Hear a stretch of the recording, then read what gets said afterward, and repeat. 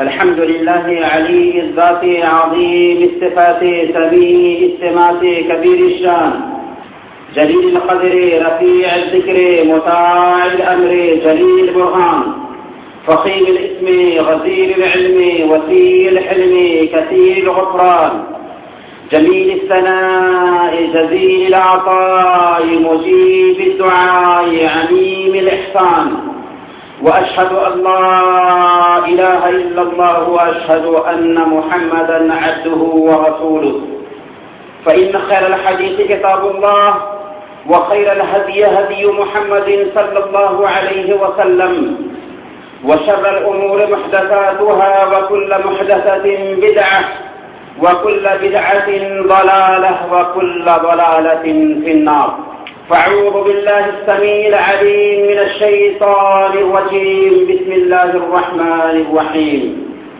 واتبعوا ما تتلو الشياطين على ملك سليمان وما كفر سليمان ولكن الشياطين كفروا يعلمون الناس السحر وما أنزل على الملكين ببابل هاروت وماروت وما يعلمان من أحد حتى يقولا إنما نحن فتنة فلا تكفر رب اشرح لي صدري ويسر لي أمري واحلل عقدة من لساني يفقهوا قولي سبحانك لا علم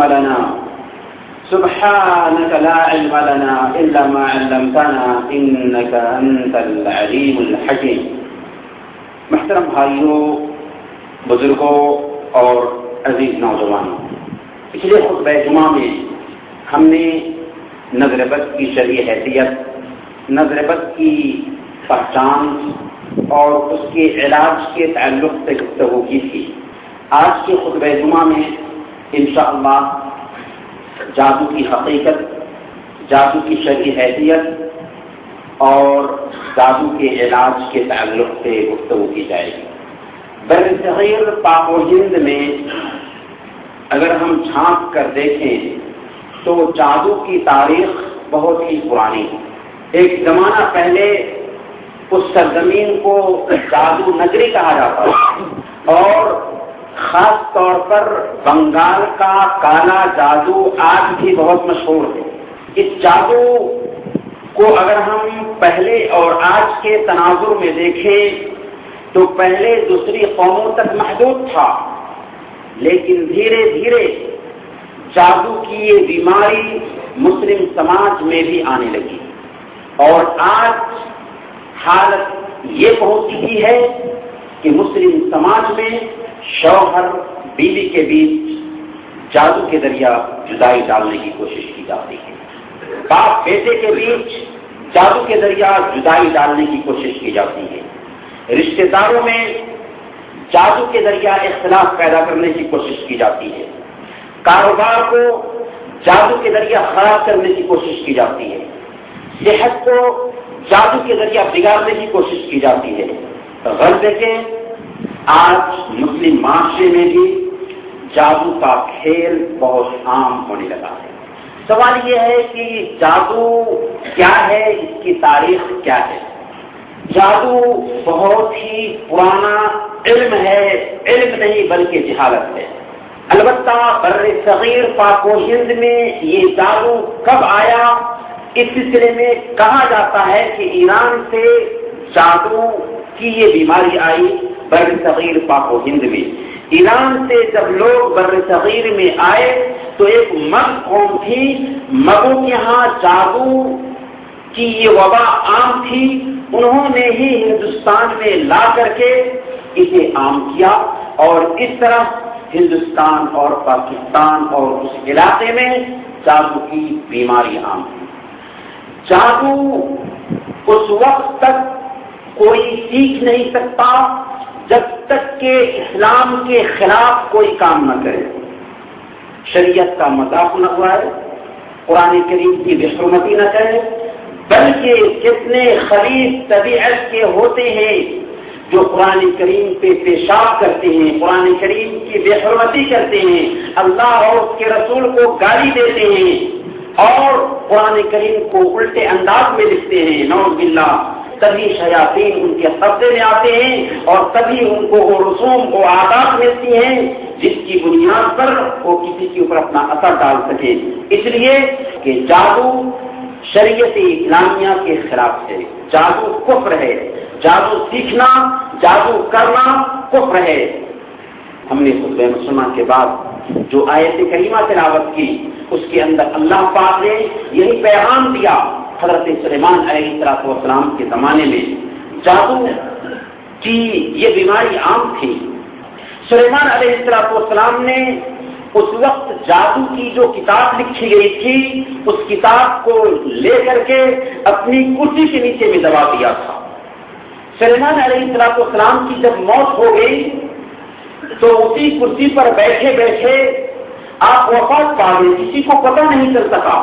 جب وفات پائے تو شیاطین نے جادو کی اس کتاب کو نکال کر کے لوگوں کو بتانا شروع کیا کہ دیکھو سلیمان علیہ السلام کو جو بھی پاور ملا تھا یہ اس بنیاد پر ملا تھا کہ وہ جادو کی یہ کتاب اپنی کرسی کے نیچے رکھے ہوئے تھے۔ اس طرح سے لوگوں کو وہ بنانا شروع کیا، سلیمان علیہ السلام کے بارے میں غلط باتیں بتانا شروع کیا۔ اللہ رب العالمین نے قرآن کریم میں اس نقطے کو واضح کیا، وَاتَّبَعُوا مَا تَتْلُو الشَّيَاطِينُ عَلَىٰ مُلْكِ سُلَيْمَانَ وَمَا كَفَرَ سُلَيْمَانُ وَلَٰكِنَّ الشَّيَاطِينَ كَفَرُوا، کہ انہوں نے سلیمان علیہ السلام کی بادشاہت میں شیاطین کی بولی ہوئی باتوں کے پیچھے اپنے آپ کو لگایا۔ حالانکہ سلیمان علیہ السلام نے کفر نہیں کیا، کفر تو ان شیاطین نے کیا تھا جو لوگوں کو جادو سکھایا کرتے تھے۔ اسی طرح سے ملک بابل میں جو دو فرشتوں پر جادو کا علم آیا تھا وہ بھی دو فرشتے اصل میں ان کے امتحان کے لیے اتارے گئے تھے۔ وہ دو فرشتے اس وقت تک کسی کو جادو نہیں سکھاتے تھے جب تک کہ ان کو یہ بتانا دیتے کہ دیکھو جادو سیکھنا کفر ہے، اس لیے کفر کا ارتکاب مت کرو، لیکن پھر بھی وہ جادو سیکھتے تھے۔ جی ہاں، بابل کی دھرتی میں جب جادو کا علم بہت عام ہوا تو اللہ پاک نے آسمان سے دو فرشتے ہاروت اور ماروت کو بھیجا تاکہ ان کا ایگزام لے، ان کا امتحان لے۔ وہ دو فرشتے ان کو جادو کی خطرناکی بتاتے تھے، جادو کی حرمت بتاتے تھے اور کہتے تھے کہ ہلاکت میں مت کرنا، جادو سیکھ کر کے۔ اس کے باوجود وہ جادو سیکھنے کے لیے اتارو بنے ہوئے تھے۔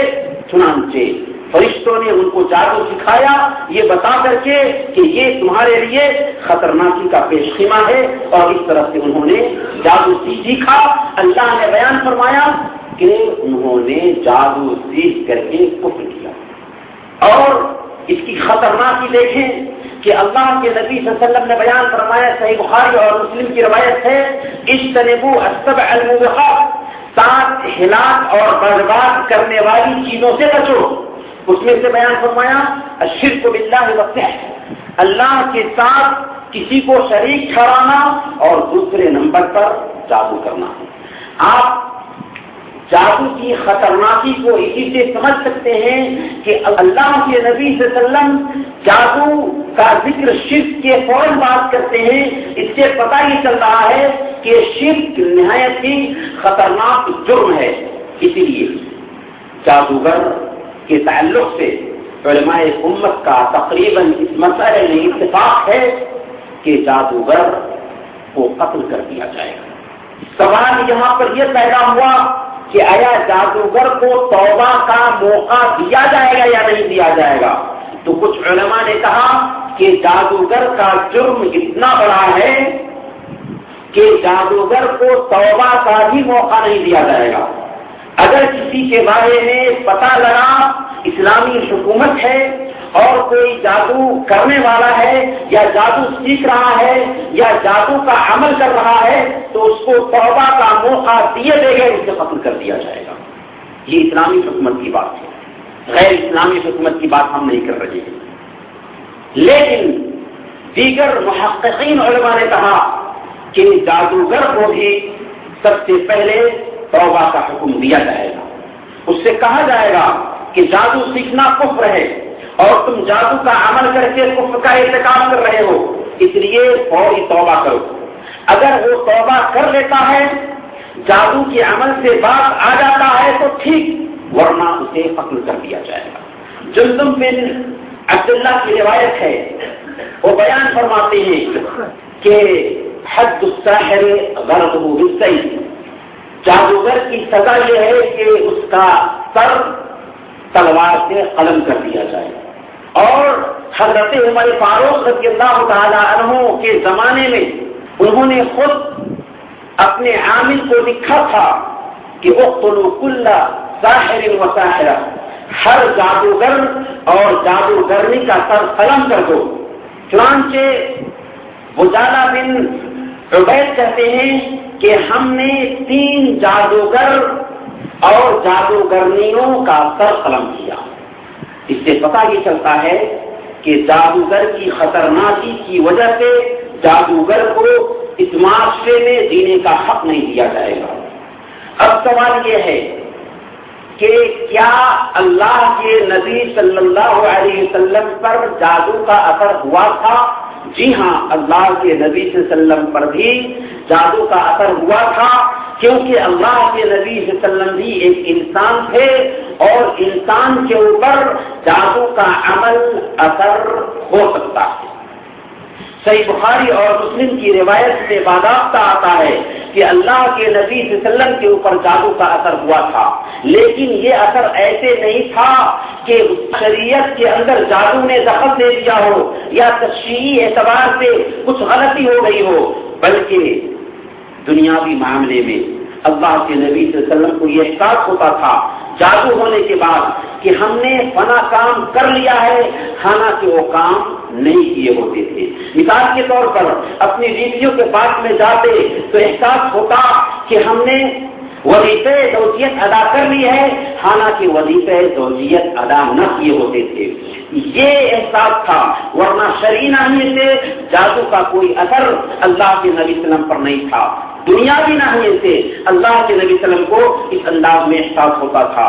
چنانچہ اللہ کے نبی صلی اللہ علیہ وسلم کے پاس جبریل امین ایک فرشتے کے ساتھ میں آپ کے پاس آتے ہیں جبکہ آپ سو رہے تھے، اور باضابطہ ایک فرشتہ آپ کے سر کی طرف اور دوسرا فرشتہ آپ کے پائیدانے بیٹھتا ہے، اور ایک دوسرے آپس میں گفتگو کرتے ہوئے کہتے ہیں کہ اس آدمی کو کیا ہو گیا ہے۔ دوسرا فرشتہ کہتا ہے کہ ان کو جادو ہو گیا ہے۔ پھر پوچھتا ہے کہ کس نے جادو کیا؟ کہا کہ لبید بن عاصم نے کیا ہے۔ پوچھا کہ کہاں پر جادو کیا ہے؟ کہا کہ دربان کنویں میں جادو ہے۔ کس چیز میں جادو کیا ہے؟ بتایا کہ ایک کنگھی ہے، کنگھی سے ٹوٹے بال ہے، اور پھر کھجور کے نر خوشے کے گلاف میں اسے پیک کر کے دربان کنویں میں ڈال دیا گیا ہے۔ چنانچہ اللہ کے نبی صلی اللہ علیہ وسلم اٹھتے ہیں، یہ ساری باتیں سن رہے تھے، حضرت علی رضی اللہ تعالیٰ عنہ کو وہاں پر بھیجتے ہیں۔ واقعی اس کنویں کا پانی گدلا ہو گیا تھا اس جادو کے اثر سے، اور اس کو لایا جاتا ہے، اور باضابطہ جبریل امین معوذتین قل اعوذ برب الناس اور قل اعوذ برب الفلق دونوں صورتیں جادو کے علاج کے لیے اتار کر کے آتے ہیں اور اللہ کے نبی صلی اللہ علیہ وسلم کو سکھاتے ہیں۔ چنانچہ اللہ کے نبی صلی اللہ علیہ وسلم نے حضرت علی رضی اللہ تعالیٰ عنہ کو حکم دیا کہ اس کو کھولو۔ اس کو کھولتے ہیں اور قل اعوذ برب الناس اور قل اعوذ برب الفلق پڑھتے جاتے ہیں، یہاں تک کہ حدیث کے اندر آتا ہے کہ اللہ کے نبی صلی اللہ علیہ وسلم ایسے ہو گئے کہ کسی کو بندش سے کھولا جاتا ہے، بالکل ٹھیک ہو گئے۔ تو اللہ کے نبی صلی اللہ علیہ وسلم کے اوپر بھی جادو کا اثر ہوا تھا، لیکن اللہ رب العالمین نے باضابطہ اس کے ازالے کے لیے معوذتین قل اعوذ برب الفلق اور قل اعوذ برب الناس اتارا، اور اس طرح سے اللہ کے نبی صلی اللہ علیہ وسلم کا جادو جاتا رہا۔ جب آپ کا جادو جاتا رہا تو حضرت عائشہ رضی اللہ تعالیٰ عنہ بیان فرماتی ہیں، صحیح بخاری کی یہ روایت ہے، اس کے اندر حدیث کے اخیر میں کہتی ہے کہ اے اللہ کے نبی، لبید بن عاصم نے آپ کو جادو کیا تھا، کیوں نہ لوگوں کو بتا دیں کہ اس نے آپ کو پہ جادو کیا تاکہ اس کا معاملہ لوگوں پہ کھل سکے۔ اللہ کے نبی صلی اللہ علیہ وسلم نے حکمت سمجھی، مصلحت سمجھی. برائی کو دبانے کی حکمت یہ ہے کہ برائی کو اچھالا نہ جائے. چنانچہ آپ نے کہا اللہ نے مجھے عافیت دے دی، اب کتنے کو کیوں بھڑکایا جائے؟ چنانچہ آپ خاموش رہیں گے. بلکہ اس سے پتہ یہ چلتا ہے کہ جادو کا اثر ہے، جادو کا اثر ہو سکتا ہے یہاں تک کہ نبی پر بھی اور ساری انسانیت میں سب سے افضل انسان پر بھی جادو کا اثر ہو سکتا ہے. اب سوال یہ ہے کہ جادو کا اگر اثر ہوتا ہے تو اس کا ازالہ کیسے کیا جائے، کیسے جادو کے عمل کو ختم کیا جائے یا جادو کا علاج کیا جائے. تو اس سلسلے میں خود اس حدیث میں ہمیں یہ رہنمائی ملتی ہے کہ اللہ کے نبی صلی اللہ علیہ وسلم کے پاس جبریل امین ایک فرشتے کے ساتھ آتے ہیں اور آپس میں گفتگو کرتے ہوئے جادو کی جگہ کا پتہ بتاتے ہیں. چونکہ ایک انسان کے جسم سے جڑے ہوئے چیزوں میں سے کچھ چیزوں کو لے کر کے بھی اسی پر جادو کیا جاتا ہے اور اسے کسی جگہ پر چھپا دیا جاتا ہے. لہذا اگر وہ چیز مل جاتی ہے جس میں جادو کی گئی ہے اور اس کو جلا دیا جاتا ہے، اس کو ختم کیا جاتا ہے، اس کو کھول دیا جاتا ہے تو جادو کا اثر جاتا رہے گا. اللہ کے نبی صلی اللہ علیہ وسلم نے ایسا ہی کیا تھا. اگر یہ چیز مل گئی تو سب سے بہتر طریقہ ہے جادو کے اثر کو ختم کرنے کے لیے. لیکن اس چیز میں جادو کر کے ڈالا گیا ہے، وہ چیز نہ مل سکی تو اذکار ہیں، اوراد ہیں، ان کا اہتمام کر کے جادو کے اثر کو ہم ختم کر سکتے ہیں اپنے آپ سے. سب سے پہلے نمبر پر چاروں قل اعوذ برب الفلق، قل اعوذ برب الناس، قل هو اللہ احد اور قل یا ایھا الکافرون. چاروں قل کا زیادہ سے زیادہ اہتمام کرنا اور 3 مرتبہ پڑھ کر کے مریض پہ دم کرنا چاہیے. اسی طرح سے اللہ کے نبی صلی اللہ علیہ وسلم کو جب جادو کا اثر ہوا اور جبریل امین کو بھیجا گیا تو جبریل امین نے آپ کے اوپر دم کیا تھا، اس دعا کو بھی پڑھنا چاہیے. بسم اللہ ارقیک من کل شیء یؤذیک من شر کل نفس او عین حاسد اللہ یشفیک. بسم اللہ ارقیک، اس دعا کا بھی زیادہ سے زیادہ اہتمام کرنا چاہیے اور پڑھ کر کے مریض کو دم کرنا چاہیے. اسی طرح اللہم رب الناس اذهب الباس اشف انت الشافی لا شفاء الا شفاء شفاء لا یغادر سقما. اس دعا کو بھی پڑھ کر کے مریض پر دم کرنا چاہیے.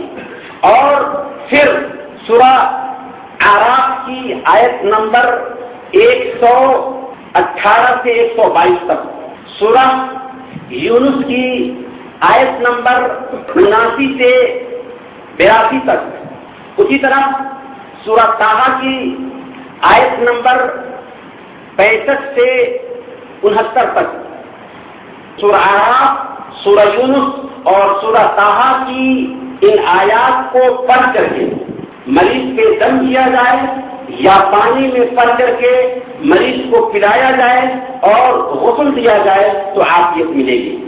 یا اگر ایسا کیا جاتا ہے کہ 7 بیر کے ہرے پتے کوٹ لیے جائیں، پیس لیے جائیں اور انہیں ایک ٹب میں ڈال دیا جائے اور ایک ٹب پانی میں یہ ساری آیتیں دعائیں پڑھ کر کے دم کیا جائے، اس سے ایک گلاس مریض کو پلایا جائے اور پھر جو بقیہ پانی ہے مریض کو دیا جائے تاکہ اس سے غسل کر لے.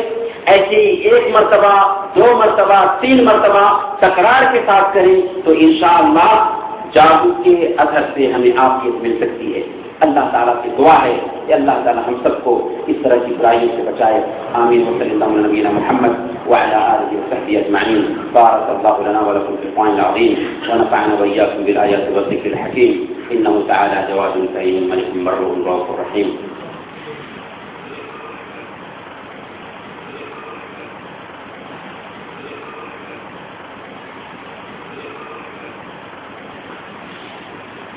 إن الحمد لله نحمده ونستعينه ونستغفره ونعوذ بالله من شرور أنفسنا ومن سيئات أعمالنا. من يهده الله فلا مضل له ومن يضلل فلا هادي له. وأشهد أن لا إله إلا الله وأشهد أن محمدا عبده ورسوله. فإن خير الحديث كتاب الله وخير الهدي هدي محمد صلى الله عليه وسلم وشر الأمور محدثاتها وكل محدثة بدعة وكل بدعة ضلالة وكل ضلالة في النار. فأعوذ بالله السميع العليم من الشيطان الرجيم. بسم الله الرحمن الرحيم. إن الله وملائكته يصلون على النبي يا أيها الذين آمنوا صلوا عليه وسلموا تسليما. اللهم صل وسلم وبارك على محمد وعلى آل محمد كما باركت على إبراهيم وعلى آل إبراهيم إنك حميد مجيد. وارض اللهم عن الخلفاء الراشدين أبي بكر وعمر وعثمان وعلي وعن سائر الصحابة أجمعين. اللهم أمطر شآبيب رضوانك على جميع المؤمنين والمؤمنات والمسلمين والمسلمات الأحياء منهم والأموات. اللهم لا تدع لنا ذنبا إلا غفرته ولا هما إلا فرجته ولا دينا إلا قضيته ولا حاجة من حوائج الدنيا إلا قضيتها يا أرحم الراحمين. اللهم أعز الإسلام والمسلمين وأذل الشرك والمشركين ودمر أعداءك أعداء الدين. اللهم أعز الإسلام والمسلمين وأذل الشرك والمشركين ودمر أعداءك أعداء الدين. اللهم أجرنا من النار. اللهم أجرنا من النار. اللهم أجرنا من النار ولا تجعلنا من حطب النار فإنها بئس المثوى وبئس القرار. عباد الله رحمكم الله، إن الله يأمر بالعدل والإحسان وإيتاء ذي القربى وينهى عن الفحشاء والمنكر والبغي يعظكم لعلكم تذكرون. واذكروا الله يذكركم ويزدكم ولذكر الله أكبر والله يعلم ما تفعلون.